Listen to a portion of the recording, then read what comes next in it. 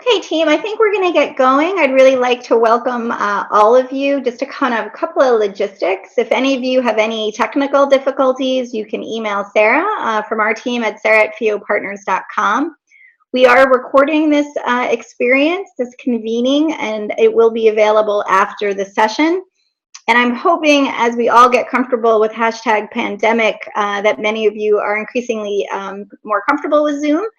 We are going to be using the chat for interactive conversation that allows you to both communicate with the full group as well as each other individually.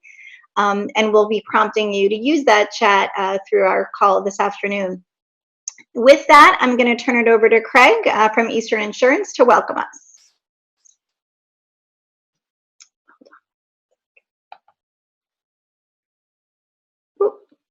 There we go. Sorry, technical difficulties. Craig Dunlop here.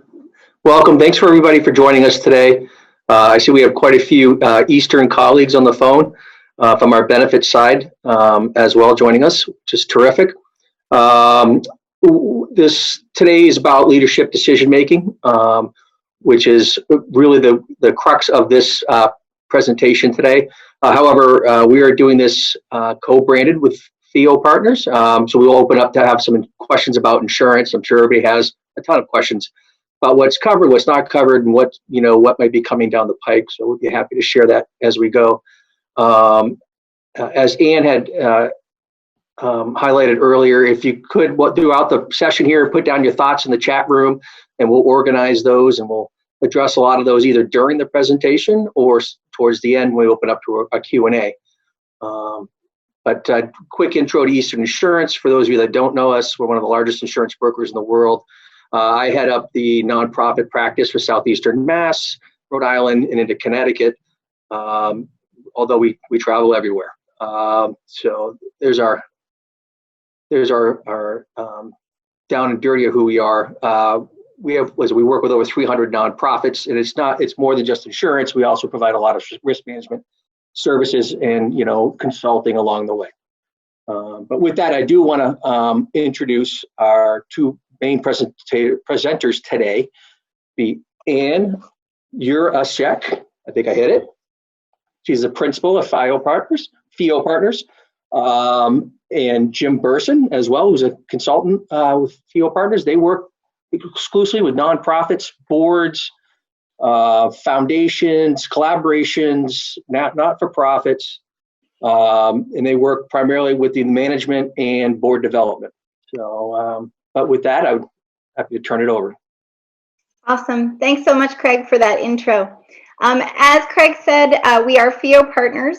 For those of you that are new to us, FIO is Latin for become, and our role in the work that we do with clients is to really help them become the organizations that they envision, and so importantly, bring the impact that they hope to bring to their communities to fruition. And it's a real honor to do the work that we do. I really want to encourage us at this point in the presentation to really leverage that chat box. As I said, my name is Ann, and I'm going to have Jim introduce himself. But please jump into that chat box and really share with us your name, your organization that you're aligned with if you'd like to. And really, the pandemic is a crisis in its own way, and it is devastating both to our organizations, to our communities. But in the same breath, we are seeing in our own lives maybe some small bright spots. And so if you're up for it and you'd like to share a little small piece of your own life or experience in the pandemic, that's just something that's, okay. I see behind Patricia's head an incredible image of ravioli, and maybe that's what's working for us in terms of the pandemic. And so definitely jump in and share and introduce yourself in the chat box. I think my pandemic bright spot is just really connecting with a lot of family and friends that maybe I haven't connected with, and in some ways using the pandemic as an excuse to reach out. I'm based here in Connecticut and play the role of principal here at the firm, really supporting our team and really working both here in New England and around the country. So I'll let Jim introduce himself as well. Sure. Jim Burson. I've been with FIO Partners for about 4 years now. I'm based here in Rhode Island. And I guess for me, I've been able to find a number of sort of off the beaten path nature trails for some wonderful family walks over the last couple of weeks. So if there's a bright spot, it's rediscovering nature. Awesome. Thanks for sharing. And I really encourage us to use that chat box to introduce each other and really leverage that there are some small bright spots in the challenges that we're facing today. So let me go into in so many ways what we're hoping to do with you today. Our team over the last couple of weeks has really been thinking a lot about leadership and a lot about what this crisis in so many ways has created for leaders, for organizations, both the challenges as well as opportunities.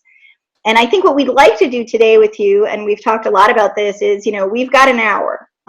In so many ways, what can we help you with in an hour? And our objective today is to really give you practical guidance around how to identify and prioritize key issues that in so many ways that, should be focused in terms of your attention. But we also, in so many ways, want this to be a place of support. So we're going to kind of create some spaces, we hope, in the hour that we're together, for you also to share some of the challenges you may be facing, but also some of the things that are working as we talk about areas of priority. So welcome to all of you. Keep those intros coming. I'm loving the bright spots. The sewing, and that is bolognese behind Patricia, not ravioli. Thanks for the clarification on that front. So let's talk about leadership. Let's talk about leadership in a crisis. The first thing that we want to talk about and recognize is that this pandemic is not affecting every nonprofit in the same way. We must realize that as we look to support leaders, that there is not a one answer here, because every organization and in so many ways community is being uniquely impacted by the ripple effects of the COVID virus. If you are an organization that is in basic needs, supporting your communities, this is an opportunity in so many ways where you are expanding services. You may be seeing some increases in resources to really address the needs that are facing communities.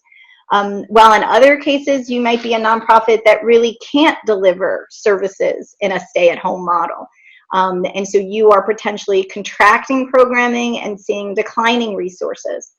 We're also seeing organizations in so many ways that really the needs are changing so fast. So you might be an institution that's in good shape, but the staff that you have and the programs and services that you're offering are not relevant in the midst of a crisis. In addition to that, we're seeing substantive business model disruption, but not all business models. And so it's really important, as we've been thinking about supporting leaders, that each situation really is quite unique. And as we look to share guidance and advice, please know that we recognize that not all advice may be applicable to you as a leader, but we really do hope in this hour that we can share some guidance that's helpful to you in the situation that you find yourself in. The other thing that we wanted to kind of raise up as we think about decision making and leaders, and yes, that is a role of toilet paper. What we want to talk about is the fact that as a leader, you are a human being. And over the last 2 weeks, each of you has actively both worked to kind of engage your organizations, but also most likely support your families in massive transitions from what was our regular routine to some kind of dystopian, futuristic new normal, where we all are really concerned about how much toilet paper we have in our houses, how much food we have, if we have enough money to pay our bills. The kind of fear and loss and grief should not be overlooked in the situation we find ourselves in. But I share this role of toilet paper with you because in so many ways for you as a leader, if there's not toilet paper in your house, if you are concerned about paying your bills, you are in survival mode. And your ability to slow down your thinking, to take in new information may be really limited. And so as we go into kind of providing some of the guidance that we're going to, I want you to first kind of check in with yourself and sort of say, where am I in my journey as it relates to this virus? Am I still in survival mode?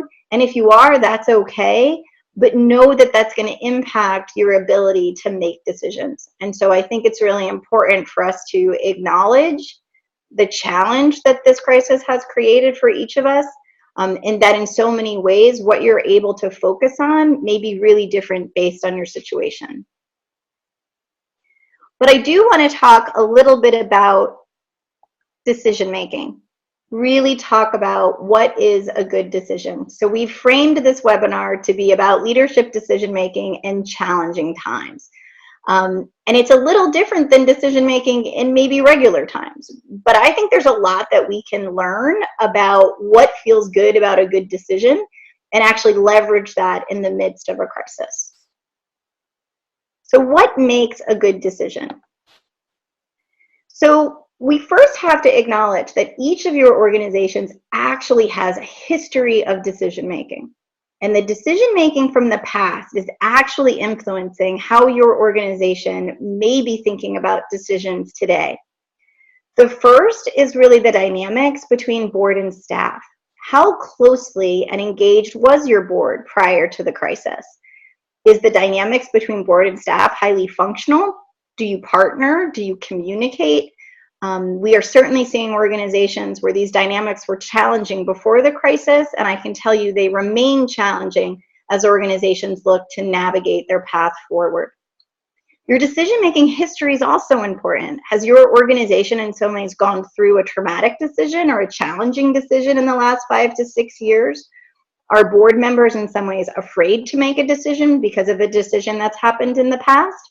It's really important to recognize if that's the case. Getting your board and senior staff to move really quickly in this environment, I am sure, has been very challenging. But I would also say that it also may be allowing people to, in fact, rise to the occasion and operate differently than they have in the past. Additional elements to take into account is engagement of decision makers. How engaged has your board been? How engaged has your senior staff been? Are they a cohesive team? This idea that stakeholders need to be invested in your organization to even participate in decision making is really important. Couple of others. Lastly, what do we know about our current environment? Have we been reflective about our own strengths, our own challenges, things that didn't work historically? How well do we really know ourselves and the environment around us, which is changing very quickly, but there really are ways to share information amongst staff and board to kind of ramp up that knowledge as quickly as we can. And then the last one is organizational culture. Who are you as an entity in terms of your culture? Are you a large entity that sort of doesn't move really quickly, generally speaking? Or are you a smaller entity that's already maybe reinvented itself a couple times? Your culture is going to matter here substantively as it relates to your ability to make decisions. And so what makes a great decision specifically in a crisis? The first thing is to slow down. I would actually say that many of you probably in the last 2 weeks have already made decisions that will impact the future of your organization, and that is okay because you had to move quickly. If you were in a challenging situation, you really saw a couple of options on the table, you chose the one that you thought was best. It does not mean that in so many ways you still can't sit back and take stock of the implications of those decisions and really work to slow down additional decisions to be sure that you're working with the best, most objective information you can about yourself and the current environment. And the key here is that how does that knowledge get shared? If you need to make a joint substantive decision with your board, is the knowledge shared with them? Do they understand the environment that you're in at this point, the information that's available to you? How are we engaging key stakeholders as best we can in our decision making? The key here is to identify good options and make conscious choices. That's how in so many ways we can ensure that even in a crisis, we're making the best decisions we can with the information that we have available. So what we want to do at this point in the presentation, though, is pivot a little bit and really begin to share with you what we see as some of the priority areas for your decision making. Now, as we go through each area, I really want to encourage you as leaders to really leverage the chat and share with us what's working for you in a particular area. Or if you have a specific question, definitely plug in and add that to the chat as well. So I'm going to lean into my colleague Jim to kind of start to take us through these priority areas. Jim? Great. Again, thanks everybody for joining us. There are really sort of 6 areas that we want to talk about. I got to be honest with you, there's a lot here, right? So our intent from the very beginning was how do we not overwhelm a group of people who are already overwhelmed. So apologies to start. But I think what you'll find is that these are pieces that you can take at one at a time as you go through them. And they may not all be relevant for you right now. And so certainly materials will be available on the back end, but really just want to sort of give you a sense of sort of the overview of the landscape of sort of the critical areas of thinking that you as leaders really need to be focused on over the next several weeks. As we think about how this crisis unfolded, the first part of it was really about how do we move, if we need to move from office-based to remote, how do we sort of physically, logistically make that happen, right? And then the next piece was, all right, now how do we resource the work going forward? And there's been a lot of focus of the last couple of days, and many of you have been on webinars, some of you I think have hosted webinars on how do you access the federal dollars? And as we sort of get into that next stage of sort of now operating in this environment, there's some critical considerations that we want all of you to sort of be thinking about as we go forward. So why don't we start with financial situational awareness? This is really, at the end of the day, you cannot afford to fly blind. You need to know your numbers. And that starts with developing a really solid cash flow to understand where you are and when things might get bumpy for you.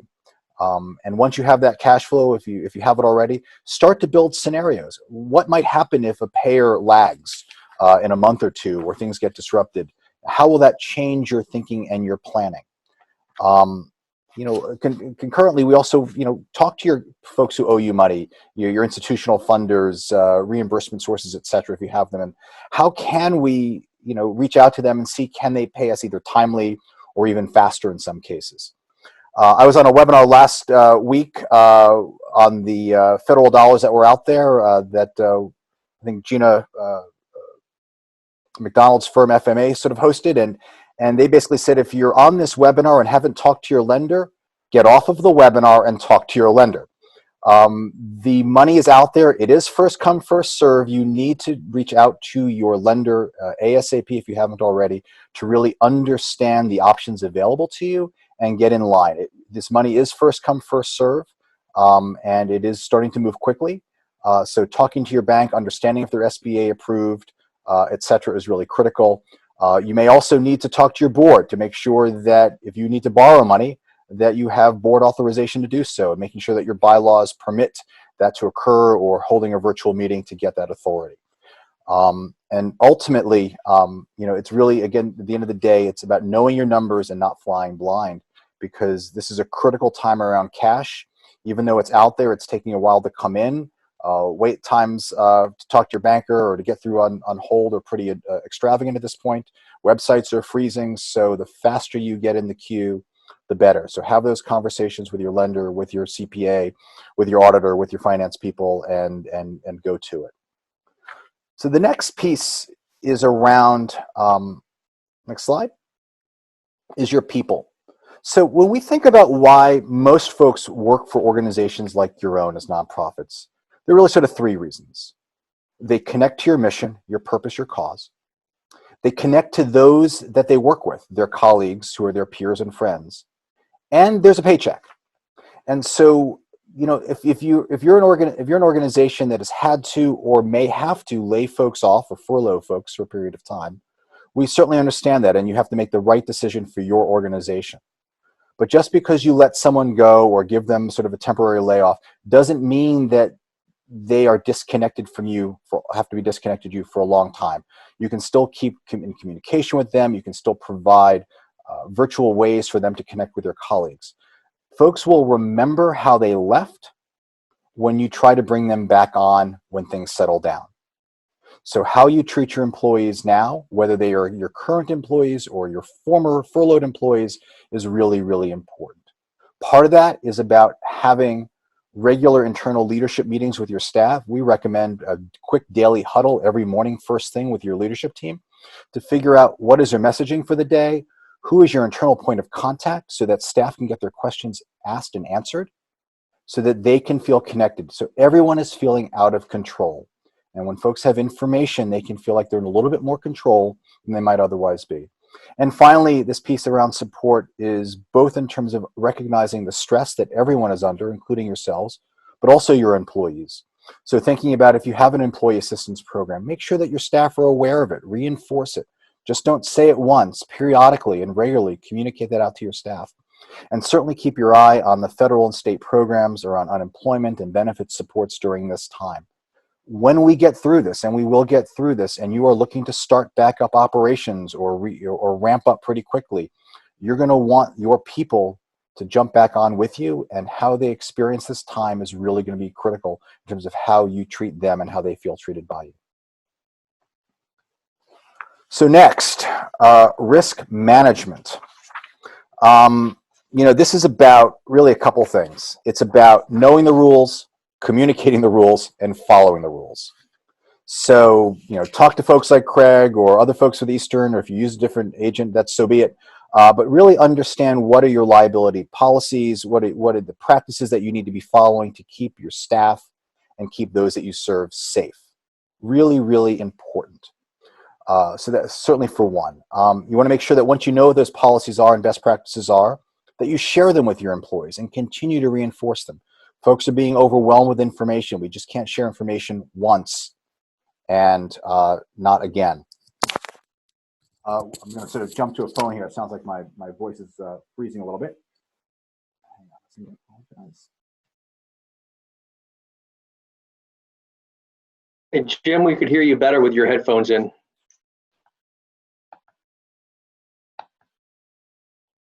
Hold on one sec. We got to get him on mute. There we go. You're back. All right. Hello again. Sorry about that. I vote yes to headphones. You're doing All great. right. Technology here. All right. All right. We want to make sure that you're following all those CDC guidelines, but also contacting your vendors. If you are having people come in and clean your offices, service any equipment if that's necessary, make sure that you understand their practices. Craig will talk about in a minute about business interruption insurance and the fact that for the time being, it doesn't really cover any of you. Doesn't mean you shouldn't file a claim, and it doesn't mean that you shouldn't talk to your agent about trying to get certain policies reduced in terms of their premiums. If you're an organization that has a fleet of cars, my guess is you may not be doing a whole lot of driving, but you're still paying bust out retail for those insurance premiums. So just because you're paying those premiums doesn't mean that if you're not doing the work, you might not be able to recoup some of those expenses. So I'm going to let Craig just sort of jump in for a minute here on risk management as well. Yeah, thanks, Jim. Thanks for the segue. The all-important question. We probably get this question 15 times a day from our insurers. Do we have coverage for business interruption? Obviously, facilities everybody's shut down. A lot of them are not operating at all, or not operating to the same capacity they had previously. So there's certainly an interruption of income to their operations. Generally speaking, put out by the National Association of Insurance Commissioners, and we are in agreement that the policy is really not going to respond to this type of event. The one exception would be is if your facilities actually incurs direct physical damage, which would be an infection of the site, if you will, which may very well, which would be the trigger to the policy. But then there are a couple other hurdles to overcome within that, which would be, once again, demonstrating the direct physical loss, demonstrating the loss of income. Some property policies have a virus exclusion built right into it. Some property policies have a virus exclusion added to it. Generally speaking, most general liability policies do not have a virus exclusion in it unless you're in certain industries like childcare, healthcare, those kind of things. Underwriters are somewhat smart in seeing that in advance. But that's sort of, you have to look at the deep parts of your policy to see if that's really, if that's what you're dealing with. But it'll be an interesting how this all evolves. Our counsel to our clients has been to go ahead and file the claim. And a couple of reasons behind that is some potential legislation at the state level, in particular New Jersey and New York. And as I understand now, some legislation advancing in the Commonwealth of Massachusetts as well, which may very well just override the policies entirely. So plus there also is likely to be some federal funding coming through all of this bailout money. And we do foresee that you may have a potential to file for some relief, and you're probably going to need a declination of coverage from your insurer to access that money. So To avoid the rush to the claims professionals, we say go ahead and put the carrier on notice. They're going to ask a lot of questions which you can't answer right now because we're all going through the loss. It's not done. You can't measure it, but at least you're on file with that. Great. And Jim, I'll add one other piece around the managing risk. Thanks for that, Craig. One of the things we're talking a lot about clients is the risk to employees as we increasingly work remotely and develop new tools and systems to do that work. So whether it's Zoom or Slack or online messaging or Teams and Microsoft Teams, in many ways, what we want to be thinking about is making sure that our personnel policies really do include references to really holding staff accountable and being inclusive of those new tools that are being used. So if we have policies related to collegiality in the workplace, bullying and harassment in the workplace, making sure that that extends to written communications, using online tools is something, another kind of piece of risk to be managing when you're managing your staff in very new and innovative ways. And that's a very good point. A remote worker policy is a very, very good idea to have in place, as well as electronic use policy as well. Have it reviewed, signed off on. We did that within Eastern almost right out of the gate. So as they try to depopulate the offices, I did have 4 pieces of advice I want to give to some of the nonprofits, and in particular because cash flow is going to be a crunch. Jim did touch upon it. So some insurers are working with us to do what they call a layup credit on auto. So those autos that are out of service, you can designate those autos as out of service.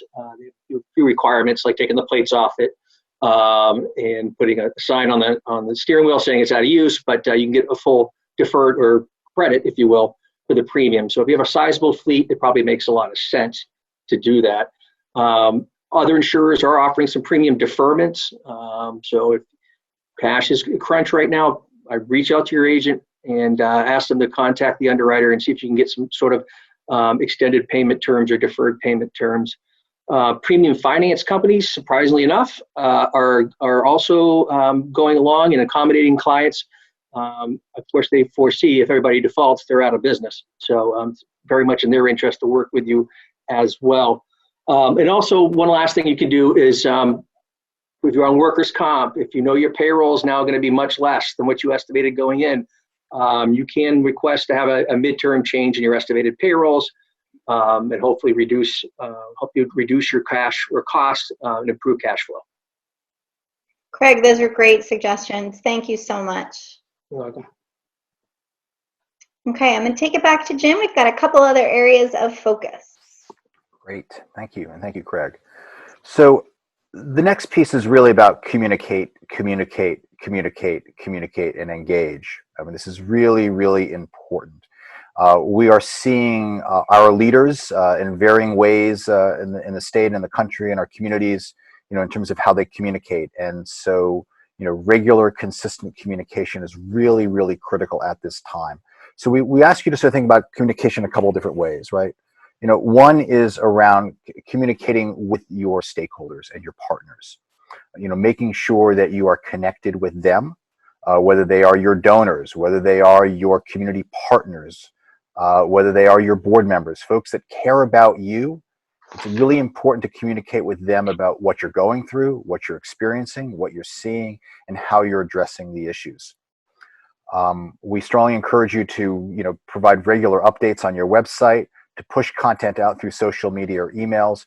Make sure that you have a contact phone number for folks. Many folks are finding that if they're in small agencies, that moving remotely, the whole notion of sort of transferring calls from one to another is a problem, just based on the phone system. So really being clear about how folks can find out what's happening with you, post regular updates about what's going on. And then the other piece in all of this is it's really important that we think about this question of relevance, and how do we continue to convey to our community, to those that care about us, that we're doing good work. And so if we've had to pivot and we're doing one thing and now we're delivering meals, or we are doing prompting volunteers or whatever it might be, it's really important to be able to convey your relevance to your stakeholders so they remember why you're there and they will support you along the way.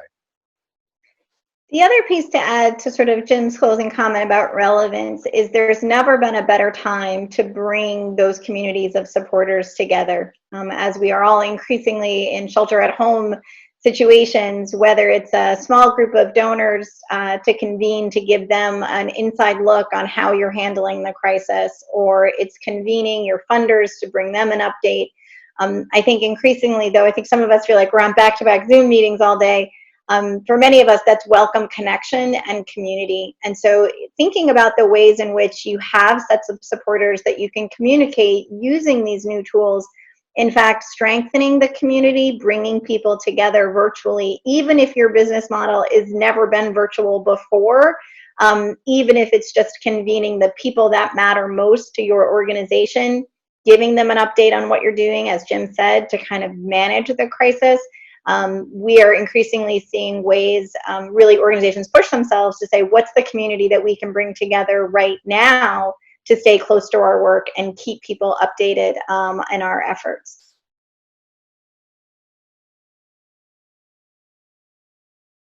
Jim, you want to take it from here? Sure. I think we want to pivot to self-care, and I think you had a question that you wanted to ask the group, right, Anne? Couple of things. First of all, I want to acknowledge that Gina has added a fantastic comment, and that the biggest challenge with this situation is, and I think it's a good pivot to the next topic, but the unknown length of both this disaster. Is this 2 weeks? Is it 3 weeks? Is it 6 months? Is it 9 months? And the unknown period of recovery.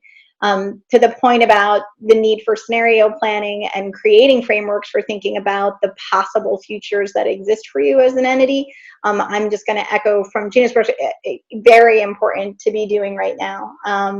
But the thing too that I think is important to recognize, that given the unknown duration, this could be a week, it could be 6 months. And what we are seeing is that one of the primary things that leaders need to be doing at the same time as monitoring these different areas is actually also taking care of themselves.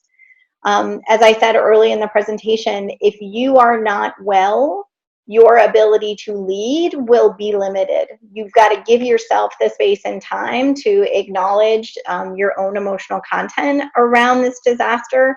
But at the same time, we kind of think about a metaphor of like not only the retreat and reflect, but the ability to come up and out of it and begin to be the leader that can look ahead a little bit. So what are the things you're doing to take care of yourself? So I would love to see everyone's like best self-care strategy in this chat. What are the things that you're doing to manage and support yourself, support your team?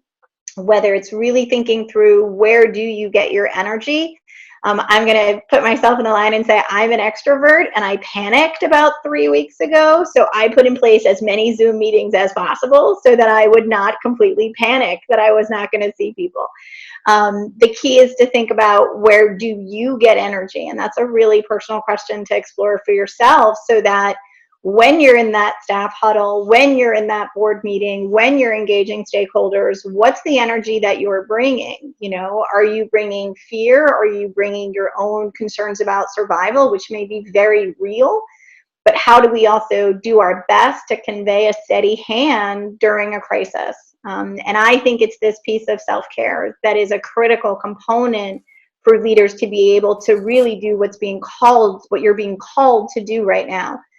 In this crisis, and that if you aren't getting enough rest, or you aren't in some ways taking care of the things that sort of feed you personally, it's going to show up in your ability to lead. So it's got to be a priority and something that you're paying attention to.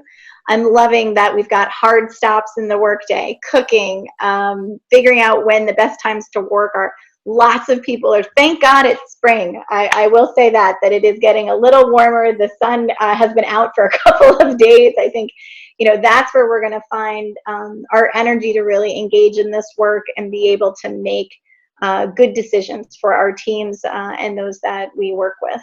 And I just want to add one thing, which is that, there's a statistic thereabouts that says that when an employee goes home, and I realize that's sort of a different metaphor of going home these days, one of the top 3 things they think about is their boss. When a boss goes home, the employees are down like 8th or 10th on the list. So how you carry yourself has ramifications for how your employees feel about the work that you're doing, the stability or instability of the organization, and they respond to our moods as leaders and our affect in ways that we never realize. And so all the more reason that self-care is important, because how we bring ourselves to work and our interactions with our colleagues and our staff redounds on them in ways that we don't understand or appreciate, but they take it very deeply, oftentimes very personally, and they will create stories for themselves about what that all means. So you really want to be at your best, and that's why self-care is so important during these difficult times. And I love the suggestions. I'm going to go hang out with Angel and do some Zoom dance parties and really step away from all the screens. I think those are really good ideas. But this is really, if I think about, really thinking that this isn't a month-long experience, if we can take care of ourselves through it, we can be the best leaders that we can be for our teams.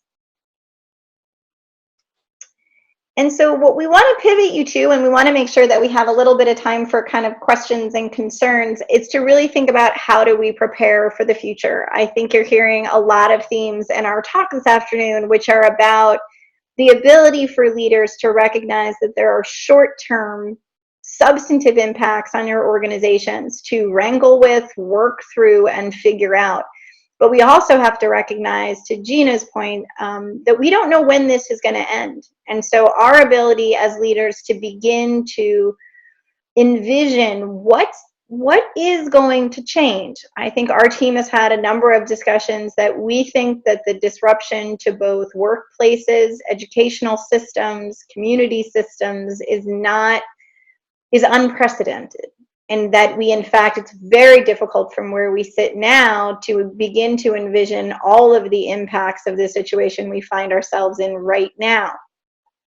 That being said, things are also breaking left and right. The way we used to do something, we work with an organization that had a system of doing something, and it was a document that had to be signed by multiple people. And it literally still in this day and age was a piece of paper that walked down the hall with a certain sticky color on it and got signed. This was a diehard tradition. They refused to give it up, that this thing had to be signed with paper. And I will tell you, with the crisis, in 5 days, they went to a completely digital system. So when we talk about things that we've broken in order to operate in this new environment, I'm saying to people, what are you not going to rebuild?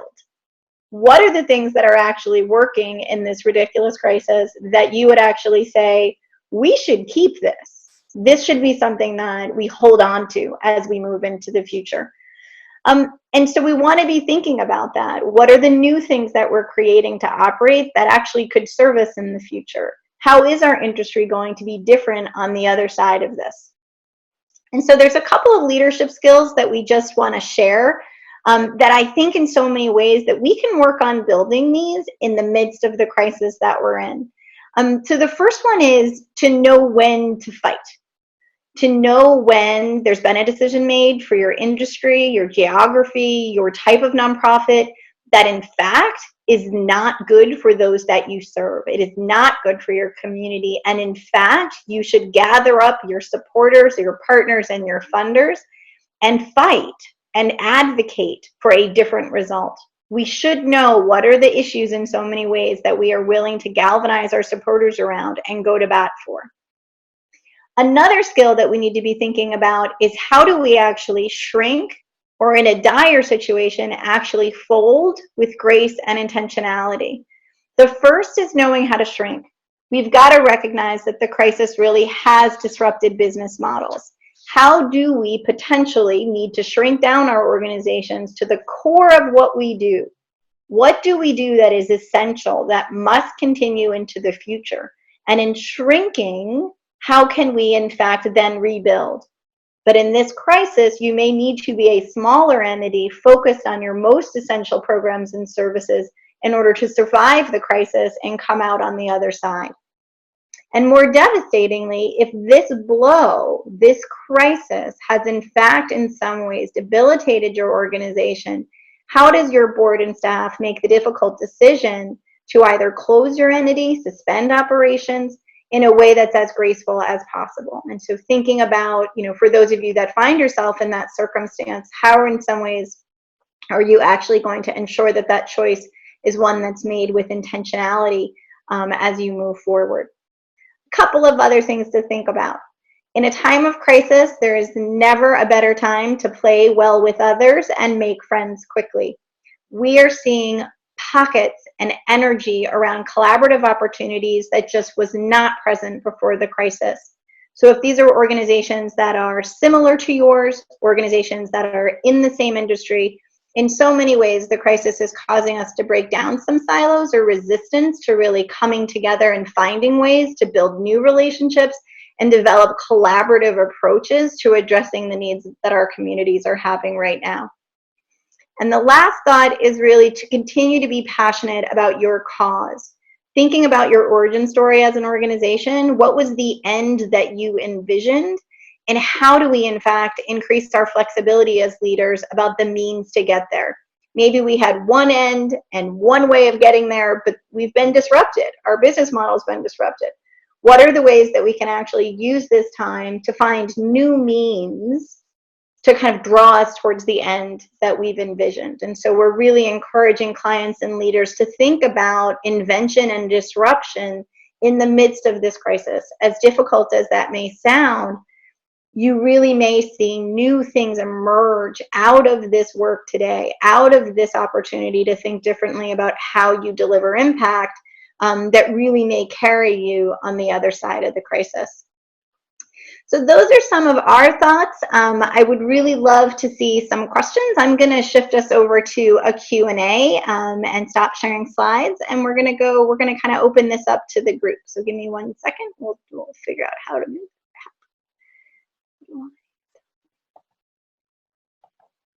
All right, hello team. All right, so what I'd love to do is have people use the chat to kind of ask us some questions. All questions welcome. We kind of hope that what we've shared has been helpful and provocative and caused you to kind of, again, take a moment as a group with us, as a group of leaders. So I can either unmute you or you can actually just add a question and then ask a question in the chat.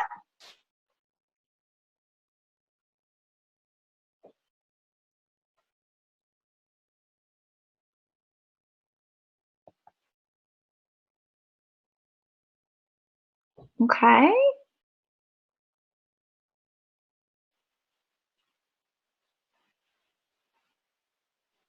I will kind of open this up if people have questions. Let's see.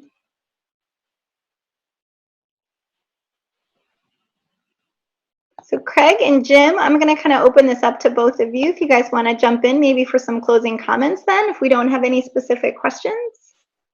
Yeah, I was actually just typing one.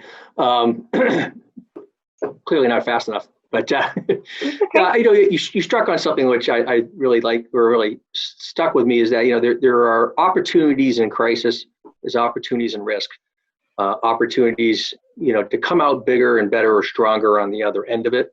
I really loved your thoughts on find some friends, make them close, see where you can have synergies between your businesses, and help weather the storm. So not really as much of a question, but more of a statement. But, yeah, and we're really excited. I mean, we've gotten a few inquiries already to really support multiple sets of nonprofits and exploring how they can collaborate during this time. Really, again, seeking ways to break down barriers between their organizations. It's really it's exciting for that group of leaders, I think, to be envisioning a different future than one they went into the crisis with. And again, I think I would just add that, everyone's as Ann said at the very beginning, in a very different place. Some of you are probably trying to figure out how you get to next week or the week after. And so redesign of business model might not be kind of what you're thinking about now, and that's totally fine. I think that we recognize that folks are where they are. There's a bit of sort of a Maslow's sort of hierarchy of needs. I mean, some folks are at the toilet paper level, some folks sort of other places. But I think ultimately, as we move through this and we get more accustomed to this way of work, and as Paul Kozowski notes, not without some costs around social interaction and social cohesion and the psyche of our staff as we are continually isolated. But nonetheless, as we get through this and move through it, organizations, will begin to get some breathing room. I mean, I think the most important thing in all of this is time, right? As critical as money is, what we really say to you as leaders is that your most valuable resource and essential resource right now is time.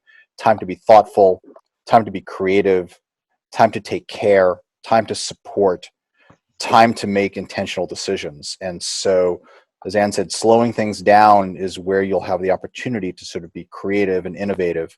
But we recognize that not everybody is there at this moment. So, yeah, and we have a question in the chat, which is really, how to find a balance as a leader between continuing to address the crisis and moving on with business as usual without seeming frivolous. I mean, I think the recognition that there are parts of your organizations that really might be just fine, that a small hiatus in delivery is not a huge disruption. If it lasts for a year, maybe, but an 8-week or 12-week shift in your business, we work with an organization that does fuel assistance. We're heading into spring and summer.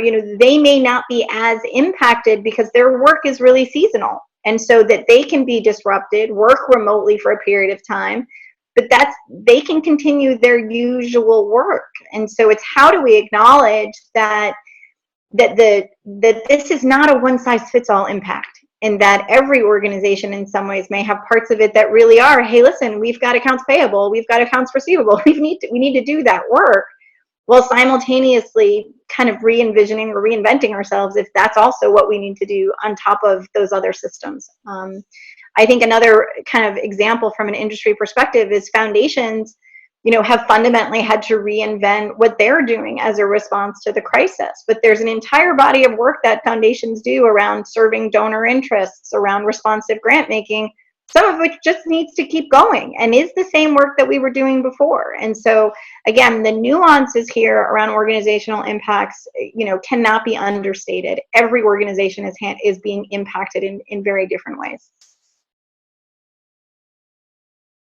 Other questions that we can answer, I really want to just appreciate all of you for choosing to be in community together. You may not realize it, but you've all sort of chosen to spend an hour together. And even if it's not wholly interactive, we really just welcome this community building and the opportunity to be in community with you. Hey, Jim and Craig, I think I should just kind of unmute everybody and sort of see if people want to jump in with a conversation before we close out. I don't want to unmute everyone without warning you. Let's see what happens. All right, we're going to unmute everybody for fun and see what happens. Here we go. All right, you are now all unmuted. So we have just a few minutes left together. I'd love to kind of hear observations or reflections if you'd just like to jump in for a conversation before we close us out at 3 o'clock. How can we preventing at this point? But how can we slow the progress?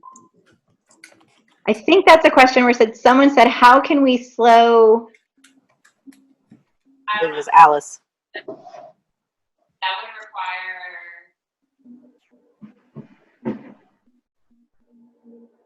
Alice, we're having just a little bit of trouble hearing you if you want to jump in a little louder. It wasn't me. It came from someone else. All right, that's okay. Another question or reflection on kind of what we shared with you that you should be thinking about? And I thought it might be kind of interesting for you to share some resources or ideas based on Paul's comment earlier about the long-term repercussions of the stress and trauma of the health crisis and how that might impact work going forward, even when things get back to normal or that new normal. Yeah, I mean, I think there's really interesting resources really around how do we support people moving through trauma. I think whether there's a wonderful organization called the Anna Grace Project that's here based in Connecticut that's actually been doing a nightly webinar, a Facebook Live feed around dealing with stress and trauma as it relates to the COVID crisis. She's been having literally nightly experts kind of talk about how is our brain experiencing this and how do we need to take care of ourselves in some ways to do our best to minimize the impact of the trauma for ourselves and those we serve as well as our teams. So that's one resource that comes to mind. But if there are others, I'd be happy to have people share those as well.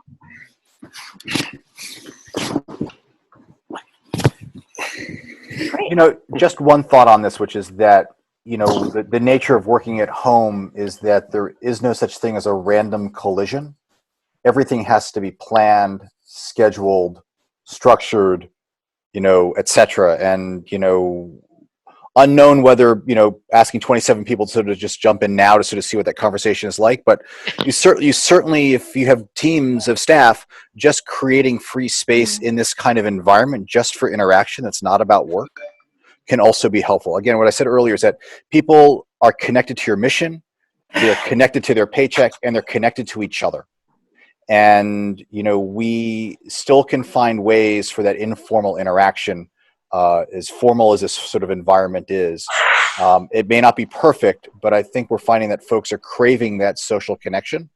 And this may be as best as we can do. So it's not structured, it's not formal, it's just sort of open time, whether it's a cocktail hour, whether it's everybody sort of just sharing lunch on a Friday together, and just having that open space is I think, really important for folks to sort of have a sense of normalcy and a sense that they're not completely cut off from their colleagues who are also their friends. Right.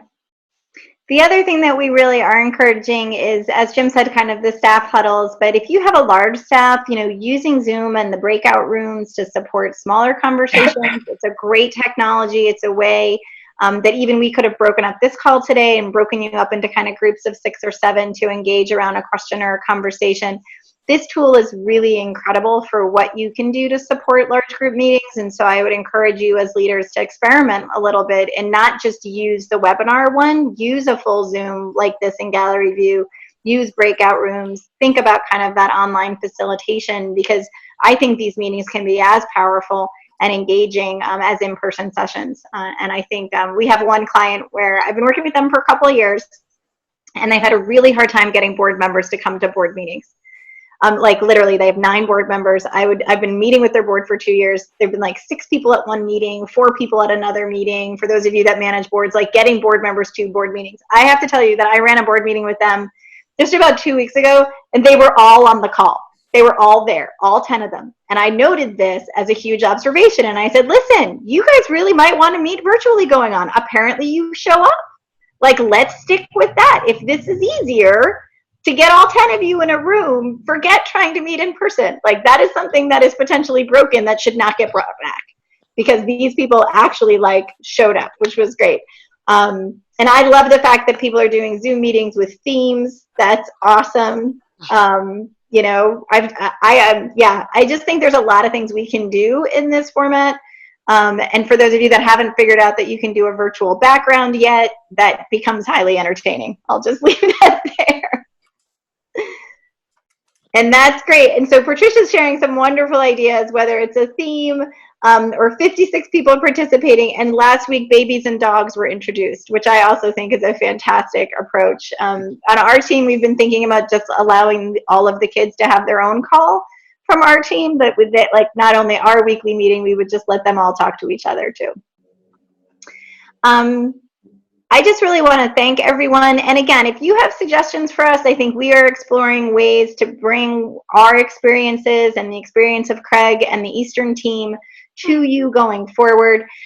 Feel free to reach out to us over email if you have additional suggestions for topics or ways that you'd like to engage as a group of leaders. We would really welcome your feedback on today's presentation, but also other concepts where you'd like us to kind of go a little deeper and dig in a little deeper on some of the things that we might have talked about today. So we really appreciate all of you and all that you are doing every day to navigate this incredibly unbelievable crisis that we find ourselves in. And so thank you to you for what you're doing, and we certainly look forward to the conversation. I'll give it to Jim and Craig for any additional sort of closing thoughts. I'll go first. Again, thank you very much. It was great to see everybody. Names, if not faces, along the way. This is a community. The nonprofit sector is a community, and we just need to find ways to continue to connect and support one another as we sort of puzzle through this sort of crazy time in our lives. And so I wish you all great success and great safety over the coming days and weeks to you and your families and all of your staff as we puzzle through this. So, Craig, close us out. Just closing thought is, we have a lot of not-for-profits that are venturing into different areas and different directions, helping people in different ways. And I would just encourage you to, make sure you include your agent or broker, risk manager in those conversations before you go down those roads, just so you understand the risks that are involved. Make sure the risks don't outweigh the opportunities or the benefits. Awesome. And thanks to the FIO team for joining us today. Nice to see your faces. And we'll do this again. Thank you so much. Take care. Thank you, Stay everyone. healthy. Thank you. And yes, we'll make both the slides and the recording available. Thanks, everyone. Thank you. Bye now. Take care. Thank you. Bye.